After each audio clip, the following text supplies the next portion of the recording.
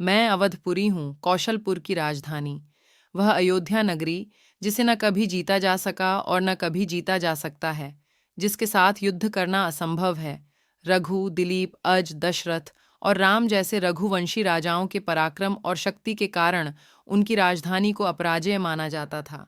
इसलिए नगरी का अयोध्या नाम सर्वदा सार्थक रहेगा। सतयुग के सतकाल को मैंने देखा है। राजा भरत को मैंने देखा। राज हरिश्चंद्र का सुख पाया। त्रेता युग के वैभव को मैंने जिया। मैंने राजा दशरथ के शासन को देखा। उनके काल की विरासत मेरी धमनियों में आज भी बहती है। राजा दशरथ के 4 लालों ने मेरी धरती पर पैर रखा, मेरी गलियों में घूमे। उनका बचपन, उनकी जवानी और उनकी कहानी मेरी रगों में रची बसी है। उस राम के वैभव को समेटे मैंने द्वापर और कलयुग का आगमन देखा। भाइयों को आपस में कटते देखा, भ्रष्टाचार को बढ़ते देखा, मुस्लिम शासकों के आक्रमण को झेला, मुगलों के तांडव का साक्षात्कार किया। मेरी धरती पर बने मेरे भगवान के मंदिर को भी टूटते मैंने देखा। उस मंदिर के लिए मेरी धरती पर अपने पुत्रों के खून बहते भी देखा। मेरी आंखों के कोर भी गीले हुए। फिर अपने प्रभु की मंदिर का निर्माण होते भी देख रही हूं। मैं अयोध्या हूं और मैं अपनी कहानी आपको खुद सुनाने वाली हूं। कहानी की शुरुआत इतिहास के पन्नों में 1528 से शुरू करती हूँ।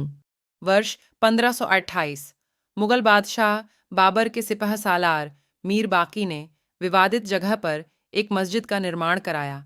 इसे लेकर हिंदू समुदाय ने दावा किया कि यह जगह भगवान राम की जन्मभूमि है और यहाँ एक प्राचीन मंदिर था। हिंदू पक्ष के मुताबिक मुख्य गुंबद के नीचे ही भगवान राम का जन्मस्थान था। बाबरी मस्जिद में 3 गुंबदें थीं। वर्ष 1853 से 1949 तक 1853 में इस जगह के आसपास पहली बार दंगे हुए। 1859 में अंग्रेजी प्रशासन ने विवादित जगह के आसपास बाड़ लगा दी। मुसलमानों को ढांचे के अंदर और हिंदुओं को बाहर चबूतरे पर पूजा करने की इजाज़त दी गई। वर्ष 1949 असली विवाद शुरू हुआ 23 दिसंबर 1949 को, जब भगवान राम की मूर्तियां मस्जिद में पाई गईं। हिंदुओं का कहना था कि भगवान राम प्रकट हुए हैं, जबकि मुसलमानों ने आरोप लगाया कि किसी ने रात में चुपचाप मूर्तियां वहां रख दीं। वर्ष 1950 फैजाबाद सिविल कोर्ट में 2 अर्जी दाखिल की गई। इसमें एक में रामलला की पूजा की इजाज़त और दूसरे में विवादित ढांचे में भगवान राम की मूर्ति रखे रहने की इजाज़त मांगी गई। 1959 में निर्मोही अखाड़ा ने तीसरी अर्जी दाखिल की।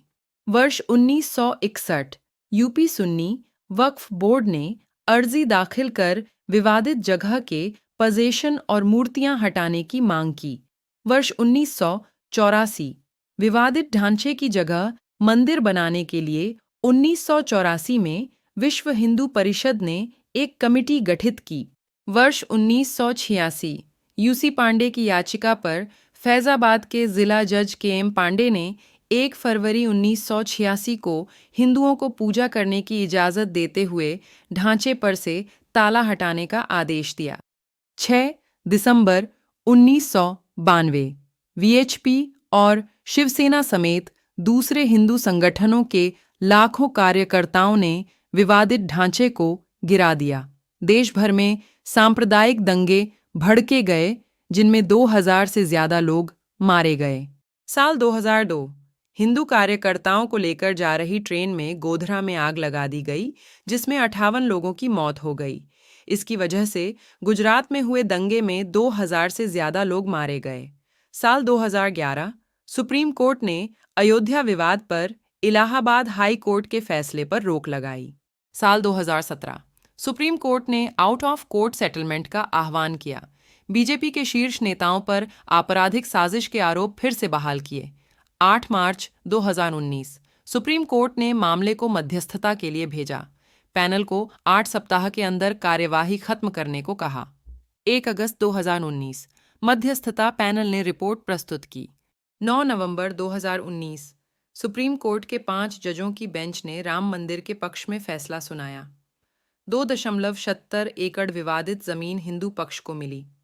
मस्जिद के लिए अलग से 5 एकड़ जमीन मुहैया कराने का आदेश। 25 मार्च 2020 तकरीबन 28 साल बाद रामलला टेंट से निकलकर फाइबर के मंदिर में शिफ्ट हुए। 5 अगस्त 2020 राम मंदिर का भूमि पूजन कार्यक्रम। पीएम नरेंद्र मोदी, सरसंघचालक मोहन भागवत, यूपी के सीएम योगी आदित्यनाथ और साधु संतों समेत 175 लोगों को न्योता। 22 जनवरी 2024 श्री राम जन्मभूमि मंदिर में प्रभु श्री राम के बाल रूप रामलला की प्राण प्रतिष्ठा का समारोह आयोजित किया जाएगा। पीएम नरेंद्र मोदी इस कार्यक्रम के मुख्य अतिथि होंगे।